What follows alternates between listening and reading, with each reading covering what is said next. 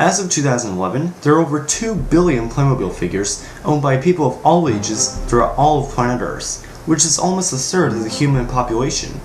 The 40-year-old German toy is built and assembled by the company Geobra Brandstätter in Malta.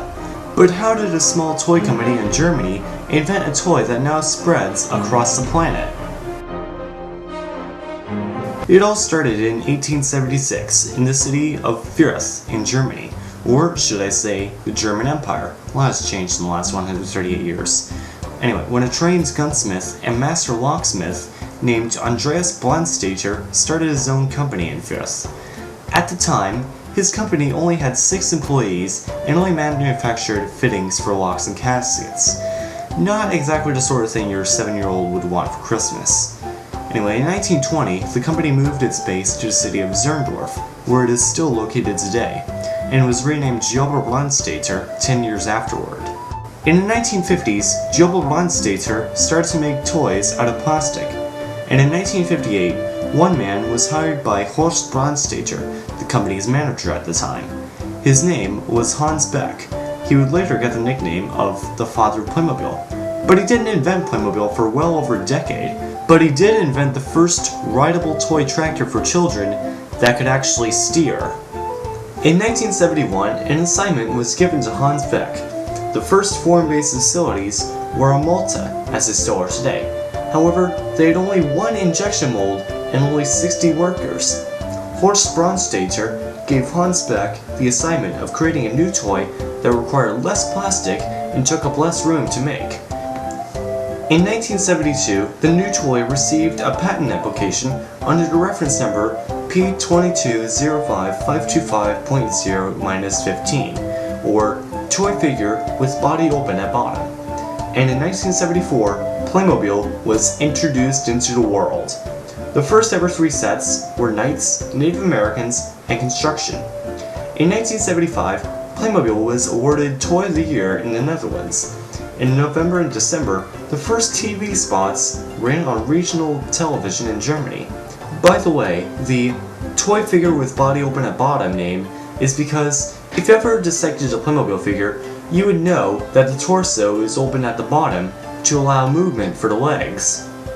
In 1976, the first ever female Playmobil figures were introduced, as well as hospital nurses and police officers. In 1977, the first Knight's Castle was introduced, as well as a new vehicle series. The English Toy series named Playmobil Toy of the Year once again.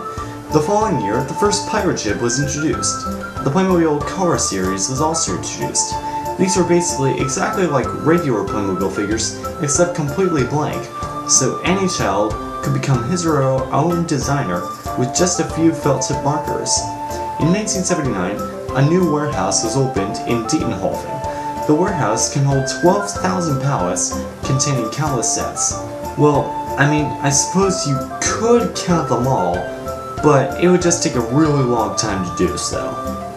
In 1980, trains were introduced, as well as the Playmospace category. The train tracks were electric and made by Lehmann. In September of 1981, the first child Playmobil figures were introduced, and 1 year later, Playmobil was introduced into the United States of America. The adult figures were also given movable hands that were colored more like their actual skins rather than their shirt sleeves. In 1984, Playmobil turned 10 years old, and there was a new addition to the family, the 3 centimeter-tall baby figures. 2 years later, some of the figures have gotten a little, overweight, and in 1987, female Playmobil figures were given long skirts and breasts. I never said I want to be unrealistic, you know. In 1990, Playmobil 1-2-3 was introduced. Toddlers could now enjoy what their older siblings already had been for years, and parents could sleep tight knowing that the 1-2-3 figures were larger and had less moving parts, as they can only stand up or sit down. On June 1st, 1991, the Playmobil Fun Park in Zirndorf made its official debut with an open house celebration, and the 1-2-3 farm set received the Toy of the Year award in the Netherlands. In 1993, Horst Brandstätter was awarded Germany's Federal Cross of Merit for his service to the public good, for fostering the employment market, and for creating a corporate group with an international reputation. The new dentist's office helped Playmobil win the Toy of the Year award in the Netherlands for the 5th time. In 1984, Playmobil turned 20 and Hans Beck turned 65. That very year, Playmobil's first religious figure, the Wandering Monk, was introduced. He was featured in numerous Playmobil YouTube movies, most notably The Viking 5 by MacLeod. In 1996, Playmobil's first Advent calendar was introduced. For my American viewers, an Advent calendar, or Adventskalender, is a German thing where kids during the month of December open a flap for each day of the month, and each slot has a small gift in it, such as candy, or in this case, a small piece of the Playmobil set. The same year, an orca whale was also introduced, using a combination of solid and flexible plastics. The company invested in new injection molds and machines for pieces of plastic meant to remain flexible, such as the heads of the Egyptian KhAnubis jars. Now, the bodies of them are really just as tough and sturdy as basically anything else Playmobil usually makes. However, the heads of them are much softer, more squishier, and much more flexible. Thanks, me! Anyway, in 1997, after 15 years, the remote-controlled train took the place of the old toy train from 1980. System X was also introduced, as well as the spiffier-looking police car. With sleeping parents in mind, the car only had flashing lights and no sound. In 1998, after 44 years at Geobra, Hans Beck had his well-earned retirement at the age of 69. In 1999, Playmobil thanked everyone for their 25th anniversary with a limited edition rescue boat. In 2000, Hans Beck was honored at the expo in Hanover as one of the 47 Germans who had a positive impact on Germany. His bust, held by 3 Playmobil figures, stands in the German pavilion. The outdoor area of the Playmobil Fun Park in Zerndorf was officially opened with a huge 1 million square feet in size. Lacuza, a line of self-watering plant containers, was launched as a new sector of Geobra Brandstätter.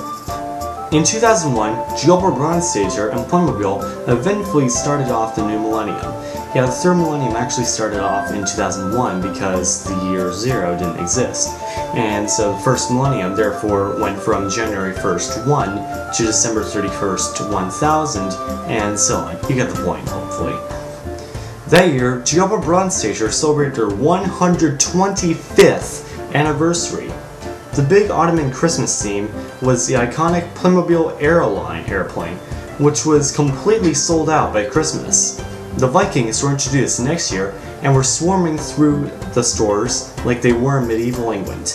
In 2004, Playmobil celebrated its 30th birthday, and the set long wished by children was finally released. The dinosaurs came in roaring through the stores worldwide and were a huge hit. In 2006, Playmobil created their YouTube channel, which was destined to remain inactive for a few years, but a number of Playmobil-based YouTube channels appeared, mainly in 2006 to 2009. These channels included MacLeod, ACS Films, Cinemano, JR708, Waffle22, Tommyland, and KhAnubis Productions. The Romans were introduced in 2007 and were a huge hit. Another hit set, The Egyptians, were introduced a year later.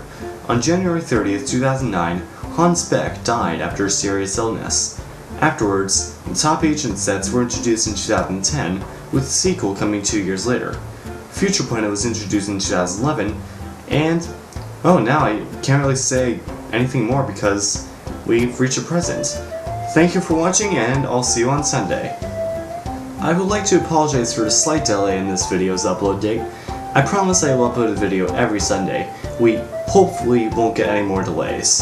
Anyway, thank you for watching this rather long video actually, which I have been really wanting to make for a while now.